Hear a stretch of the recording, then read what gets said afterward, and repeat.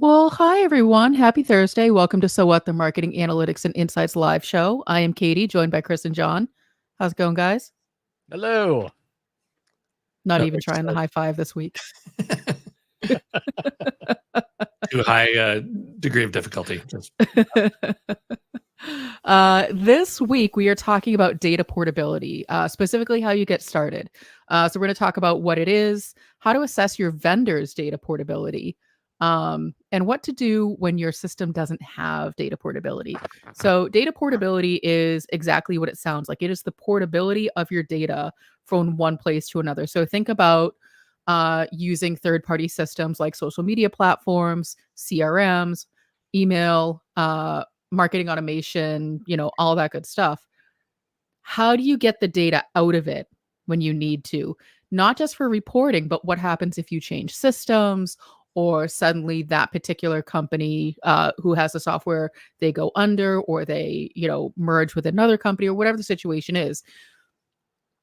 The question that isn't addressed enough is how portable is the data? It's not addressed enough when you're doing those upfront requirements, when you're assessing what system should we be using. So we often go through the 5 Ps, which, Chris, I'm guessing is where we would probably want to get started today when talking about data portability. And before you choose a system, or if you have a system that's already been chosen for you, you want to go through the 5 Ps, which are purpose, people, process, platform, and performance. And within there, you should be thinking about data portability. So, Chris, where would you like to jump off on this conversation? Let's start at the very beginning. So what is the purpose of data portability? Sometimes it's you're changing vendors, right? That is probably the most common use case for marketers. Like, hey, we want to save some money on our CRM, so we're moving from Salesforce to HubSpot, or moving from HubSpot to Sugar CRM, or whatever the case is. But that's probably the most common purpose. But there are other purposes for data portability. Some of them, maybe you want to inspect your data. You may want to use your data in different systems. You may want to just keep a copy of your data, because in a world where so much of our stuff is in the magical cloud, sometimes the cloud goes away and then you're like, I have nothing. Right? Anyone who's ever like unsubscribed from a streaming service is like, oh yeah, that's right, I have none of my favorite shows anymore because I unsubscribed. It all just vanishes in an instant. Whereas those of us who are old and have gray hair have like binders of CDs and DVDs still laying around. Like, okay, if I unsubscribe from everything, I still have my pile of plastic discs. It reminds me of when the cloud first became a thing. I was working at a company where, God bless our director of IT at the time. He was trying very hard to educate the rest of the leadership team on the cloud and what it meant for our data, because we were working with sensitive data, HIPAA compliant data. So there was a lot of considerations. And I just remember all of the leaders, like for the next 3 months in meetings, like, oh, so, well, we're going to have the cloud. So we're just going to put it in the cloud. Well, it'll be in the cloud. So, when are we getting the cloud? Well, how do I get access to the cloud? So where's the cloud? And it became this buzzword bingo game of how many times in a meeting was somebody going to say the cloud. So I appreciate, you bringing up that example, because I think, while this episode is not about, cloud security and, data storage in the cloud, I do think it's an important part of the conversation as we think about data portability. There's a wonderful T-shirt floating around the IT community that says, there is no cloud, it's just someone else's computer. It's exactly what it is. So purpose is obviously the first place to figure out what it is you're trying to do. The most important part of data portability, believe it or not, is actually the people. And the reason for Love it.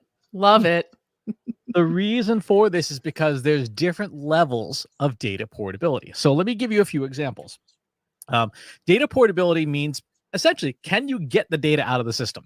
Right. And so there are some examples. This is a Google Takeout, for example. Very simple. It says, hey, push this button, get your data. Right. And many social networks have this. They are, in fact, most companies are required to have something like this now, thanks to GDPR, the General Data Protection Regulation of the EU, one of which says a user may at any point request a copy of their data. California implemented this, Virginia implemented this, and a few other states implemented this as well in the USA. and various other privacy regulations around the world essentially say you've got to be able to get a copy of your data. Sometimes it's easy. Push the button, get the thing. It's like, it's like putting coins in a gumball machine. This stuff comes out.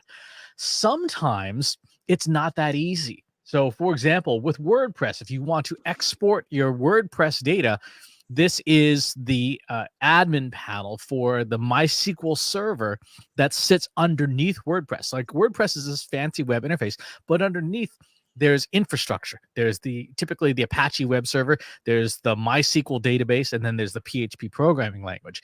And this, to get your data out of WordPress, if you want to get the whole database, you have got to have a person on staff, and maybe you may not be you, who can do that, who knows how to use MySQL or its variants.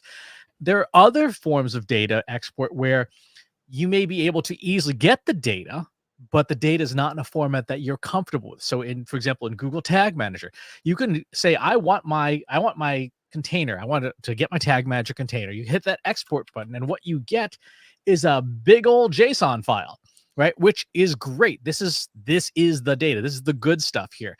However, if you can't read and work with JSON data, this is not so helpful. So that second P of people is so important, because if you don't have I guess you have to assess who do you have on staff and what are their levels of skill when working with data to know what your data portability options are. John, let me ask you this question, because you've worked with a lot of vendors throughout your career. I mean, I know we all have, and I'm interested in your perspective.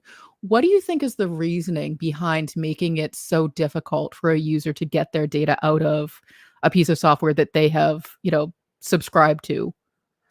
Oh yeah, it's lock-in. I mean, that's, by design, right? The goal is to, exactly, handcuffs, as Chris is showing there. There's no upside really for a vendor to make your data available in a format that's easily transferable to a competitor, right? There's literally no value. And so unless they have some kind of, altruistic streak, and that's part of their mission statement, literally a C-level team cannot get approval to do it, because you're basically giving away your market share and competitive advantage. So yeah, the only way you kind of get into it is usually everybody wants to integrate to things. And so whatever the integration infrastructure is also exposes at least some of your data.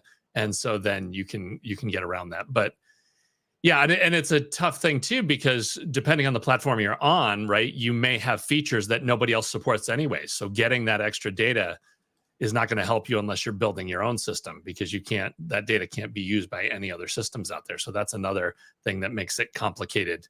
And yeah, you can go down rat holes of like, well, just because you copy this data from one CRM system doesn't mean you can just directly load it into another one. You might have to remap things, and depending on how those data objects are set up, it can create a whole slew of headaches that may even be, not impossible, but it's like it would be cheaper to hire somebody to just key in the data than figure out how to, work around that and where to go. Yep, it's all about lock-in. This, by the way, is something really important, because this is something that we do pride ourselves on as a consulting company.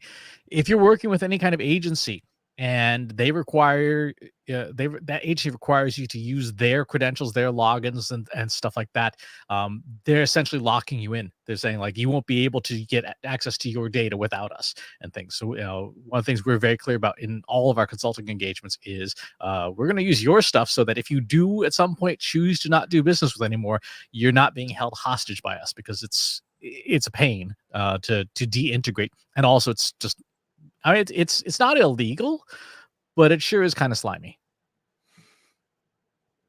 We're not slimy. Not on most days. So the third one is process, which is how do you get your data out? What is the process? And in this, so let's use a less common data portability use case. Let's say, huge surprise, we want to use our data with generative AI, right? So we want to be able to move our data from the systems it's into generative AI somehow, so that we can make use of the data. So the question is, what kind of process is involved in exporting the data?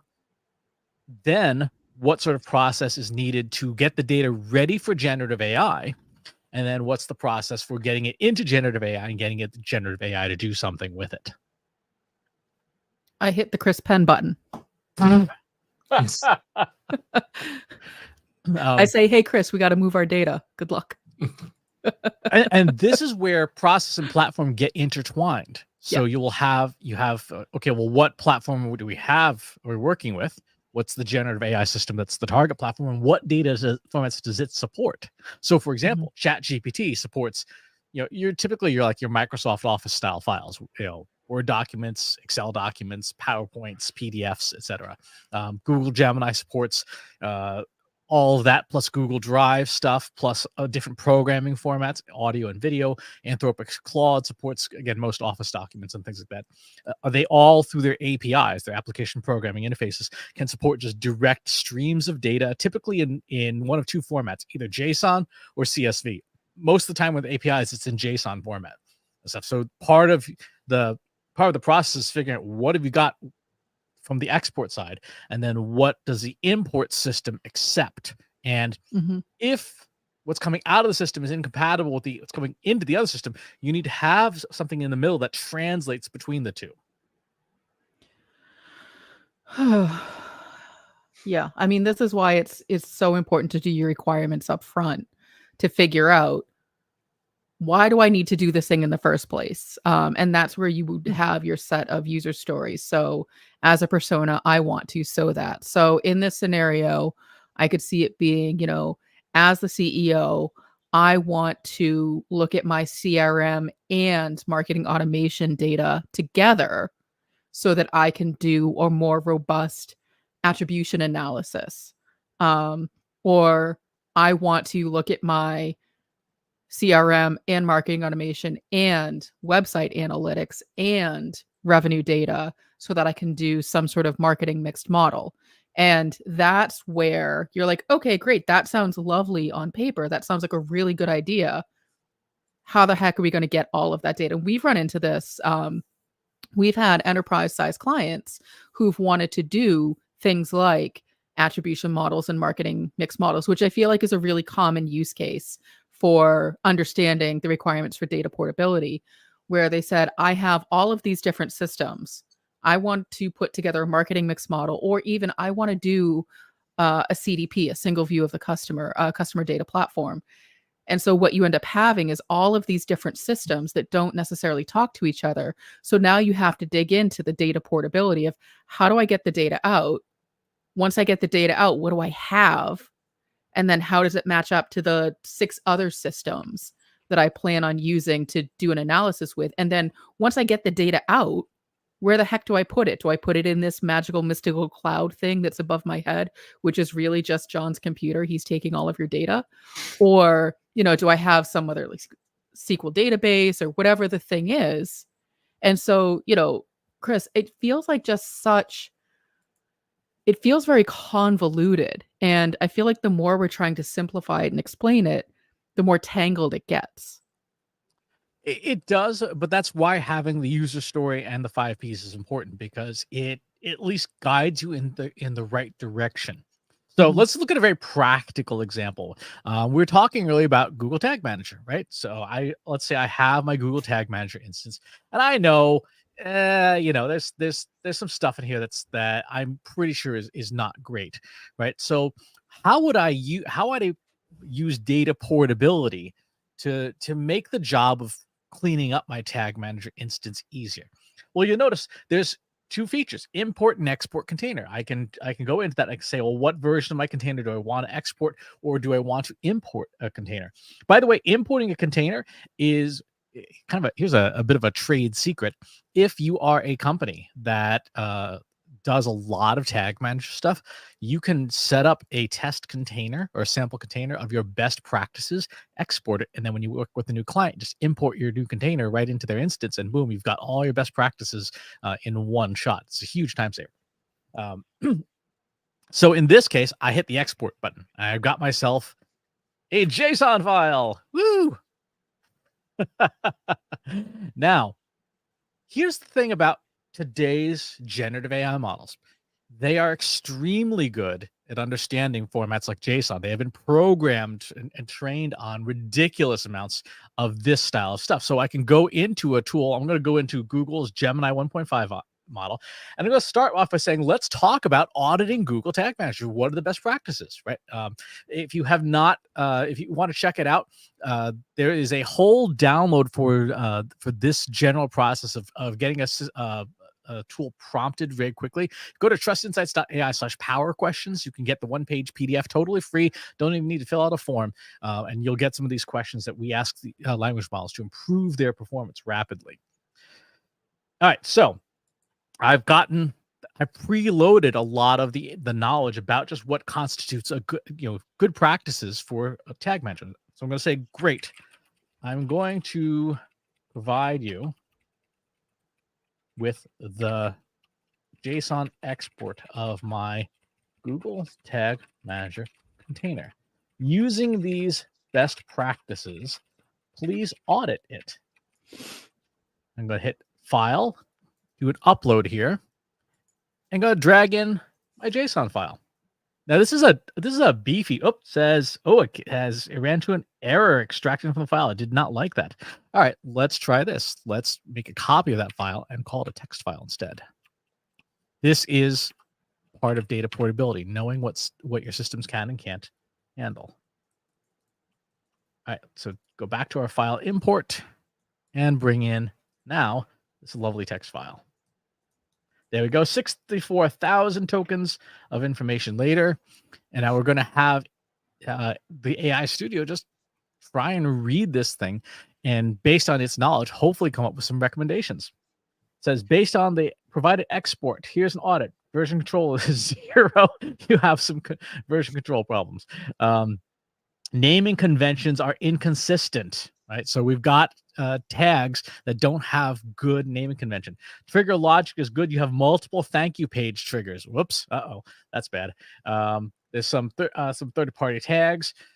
So what it's done is in very short order, we've taken using data portability to get data out of one system, add to a bit of reformat it as a text file, and then put it into a different system to make use of it. And the recommendations here, like, hey, you've got a bunch of tags that are paused.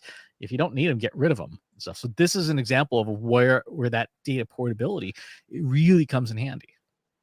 So one of the questions we get a lot from our customers and from our audience, from our prospects is, what questions should I be asking a vendor if I'm considering their software? And so obviously data portability is a big question, but what are the specific questions around data portability that people should be asking, or what are some things that they should be looking for? Because I feel like, if you're doing a demo of a piece of software, you're not necessarily getting all of the information you need. So you may see like an export data button, but if you're doing a demo, that may not be enabled for you. So you can't really see like what you're getting. So what are some of the questions that somebody who's evaluating a vendor should be asking about data portability? Tell me the process for exporting all of my data in one shot. That's the question. Because most vendors will say, oh, we don't support that. Like, okay, why not? And of course, that goes back to John's answer, is they don't want to make it easy for you to leave. For example, if you are in the HubSpot CRM system, it is a royal pain to export your data from that system. You can do it one page at a time. You have to export your contacts, you have to export your company, you have to export your deals, you have to export your notes and all that stuff. And even then, it will take some time. They say in the documentation, oh, well, you can just use the API and just, export stuff like that, which you can do, but their API is also not a whole lot of fun to work with. And it requires a very high amount of technical skill to do that. I feel like, and with that, I feel like they don't give you all the information when they say, oh, you can just export it through our API. So to your point, there's a lot of technical skills involved. You also need to know how to develop against an API in order to get the data out and know that what's coming out is everything. I think that that's one of the challenges right now with Google Analytics 4 is yes, they have an API, but it doesn't give you everything, or it times out, or it's different from what you get in the actual Google Analytics 4 interface. To a degree. So if your Google Analytics instance was set up well, there should be the automatic backup to a BigQuery database. That is your one shot export, because you can take a BigQuery database and just dump the thing as a SQL file. It is gigantic depending on the size of your site, and it has a very high bar of technical skill to do that. But at least the option does exist if you just say, okay, just give me my database. I'm leaving now. Other systems, no, you can't even do that. It's just the option's just not there. What do you think, John? If, let's say, you were evaluating vendors and you said, how do I get all my data out? And they said you can't. Like, what would, obviously you would have a like, oh, what the hell reaction, but where do you go from there? What if you've inherited the systems, their legacy systems? Like, what do you do? Yeah, well, there's a lot of poker that goes into that, right? Because like the first thing you have to think about it as an executive is like, do I even want to raise this question? Because if your managers and the boss and the board and everybody are like, yeah, we have to have this, and you know that there's no tools out there at all that do this, you're just opening up, a Pandora's box of hell for yourself.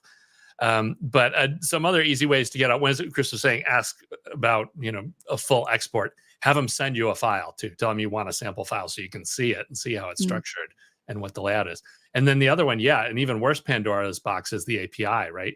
Because everybody's like, oh, we have an API, we integrate, that's cool. But then you get the instructions for the API and you dig in, you're like, oh, wait a minute, like there's 37 fields in each of these entries, but you can access 5 of them, and you can't write to any of them.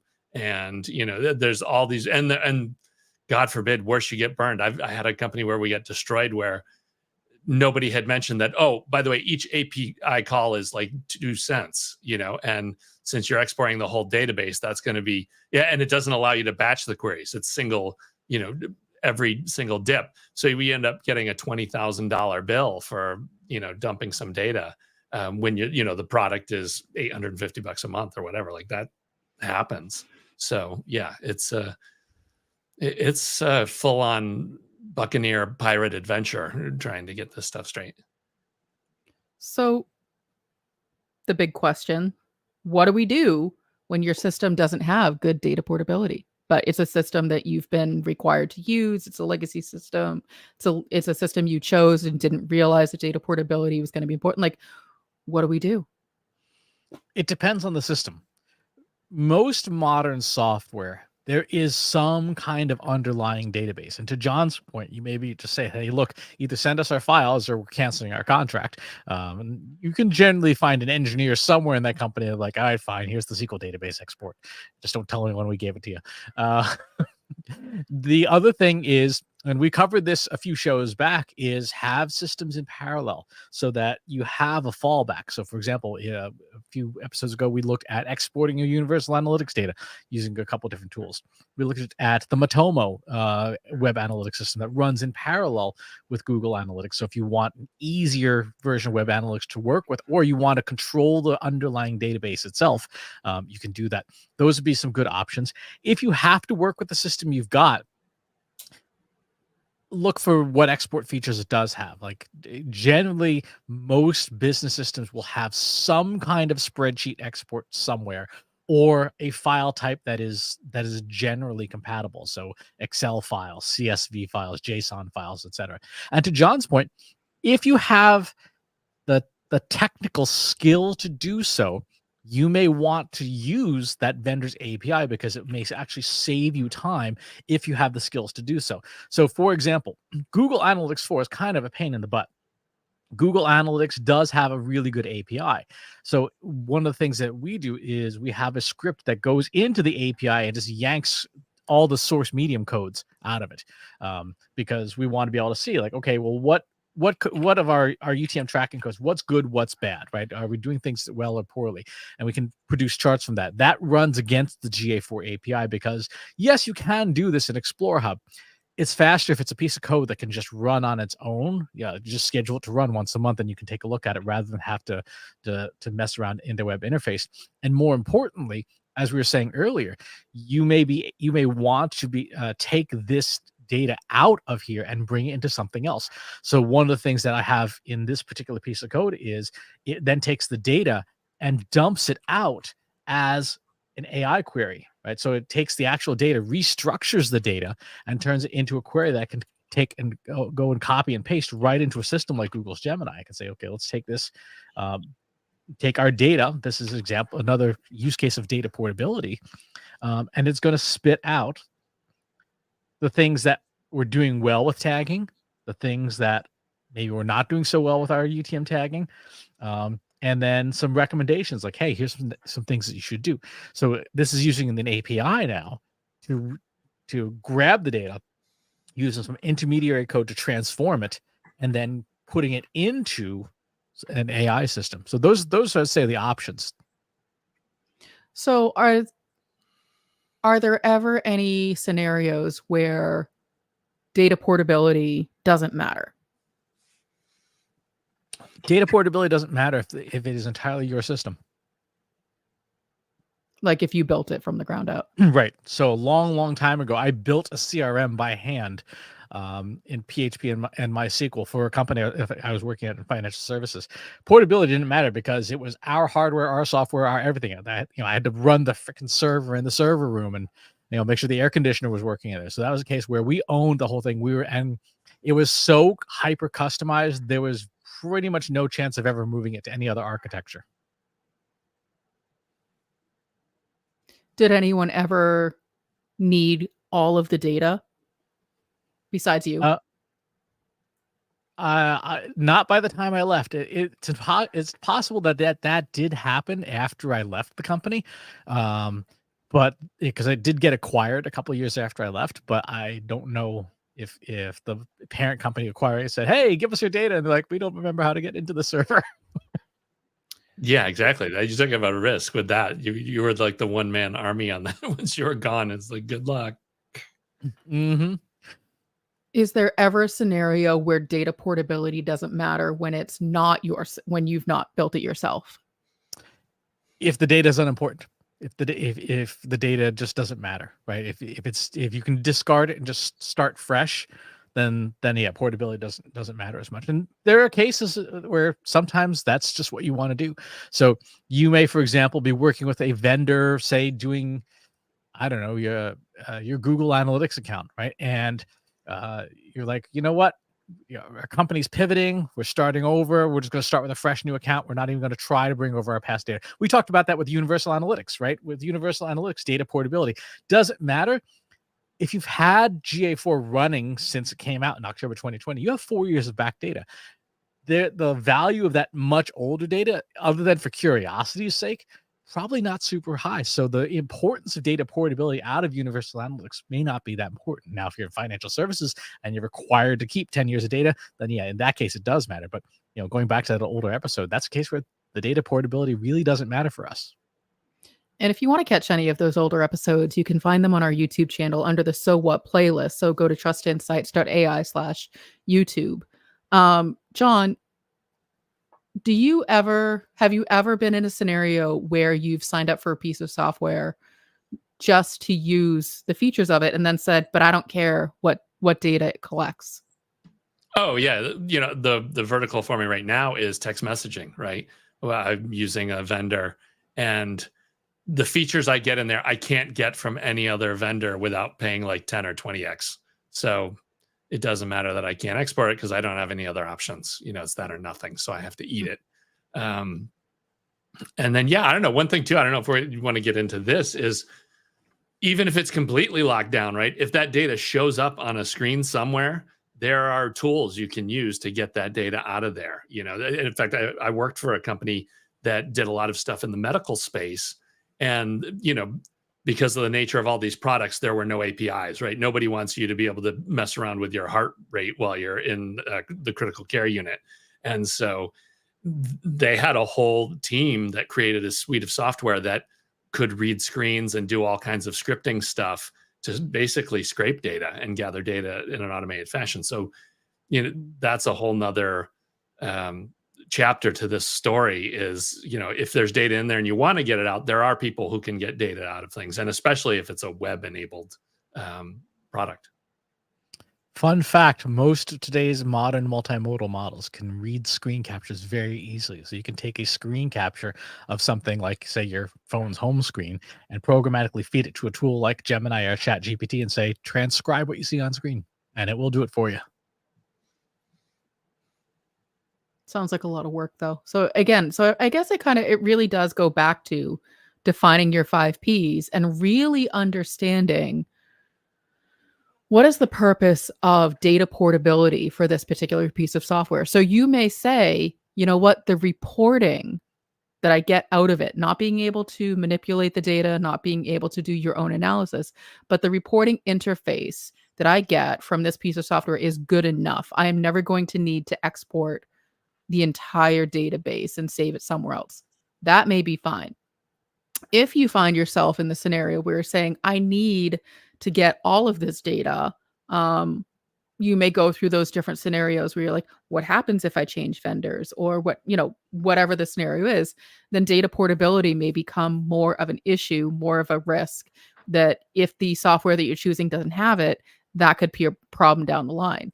And then you may, find yourself using something like an SMS messaging system where you're like, I don't care. As long as I can use the thing, the data doesn't matter. So it really comes down to you running through the 5 Ps, making sure that you're doing your user stories to figure out your why, how, how are you going to measure success so that when you are choosing vendors or working with vendors or, you have existing software, you're really trying to understand, am I going through this exercise of making sure I have data portability because it's a box I need to check, or am I actually going to do something with the information? So as Chris mentioned a few episodes ago on the live stream, we talked about migrating your universal analytics, your GA3 data somewhere into your GA4 data. And for us, we determined that that level of data portability didn't matter. We didn't need that data, but we first had to go through the 5 Ps and go through that exercise to figure out, you know what, other than, someone like Chris who has that natural curiosity for the data, it's not worth the effort and the resources that it would take. So I would really encourage you, before you say, I have to have all that data, really make sure that it's something that you will be using down the line. And one final piece on this, if you are building software, you also want to be thinking about data portability from the very beginning. So as soon as you start gathering requirements for the software, you have to think about, A, what kind of data portability should there be? And B, how do we want to account for that?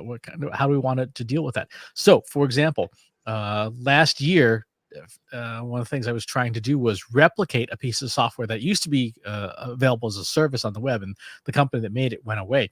And this is a piece of software that essentially looks at a web page and tries to figure out all of the tracking codes that are on, like what kind of software does it use? Does it use Google Analytics? Does it use Adobe Analytics? Does it use Marketo or Pardot, etc.? And we wrote a piece of software in Python with the help of generative AI to essentially replicate that service. Well, one of the big questions was, how do we want to store the data? Like, what kind of data do we want to have available and things? And what we ended up settling on was having it write to a SQLite database, because this is sort of one big repository, but also have the option to say, well, I want it also as a CSV file and things like that. So part of system design has got, in your requirements, has to be like, well, what format should the data be in? Is it something that's standardized that other systems can work with? And then how do we want to make that available? So I chose SQLite because it's literally a single file, but it is compatible with pretty much every data science and AI system in the world. So there isn't a single tool out there that can't take that data and work with it. And that was a key consideration of the software. But it has to be part of your requirements gathering process to say, well, what do we want to do with data portability? Makes sense. Final thoughts, John? Yeah, think long and hard before you talk to anybody else in the organization about what you want to do with this. Have your own strategy locked in, because it can completely spin out of control and get ugly. But by the same token, too, do at least try and come up with it. Yeah, I guess that's the real question is, you want to have a rescue plan unless it's way too dangerous to have a rescue plan. So answer that question. And for vendors, when you're doing vendor selection, that question of, is there, one-click export of my data? I think that is a super valuable question to ask a vendor. And in your consideration process, in your scoring rubric for how you evaluate RFPs and vendors, that should be a consideration, is how easy is it to get to my data, and what level of technical skill do I need to process it once I get it? Makes sense. Do your requirements. Figure out that stuff Mhm. up front before you get locked in. Exactly, because once you're locked in, it's very hard to get out. All right, if that's all, then we will see everyone next time. Thanks for watching today. Be sure to subscribe to our show wherever you're watching it. For more resources and to learn more, check out the Trust Insights podcast at trustinsights.ai/TI podcast, and a weekly email newsletter at trustinsights.ai/newsletter. Got questions about what you saw in today's episode? Join our free Analytics for Marketers Slack group at trustinsights.ai/analytics for marketers. See you next time.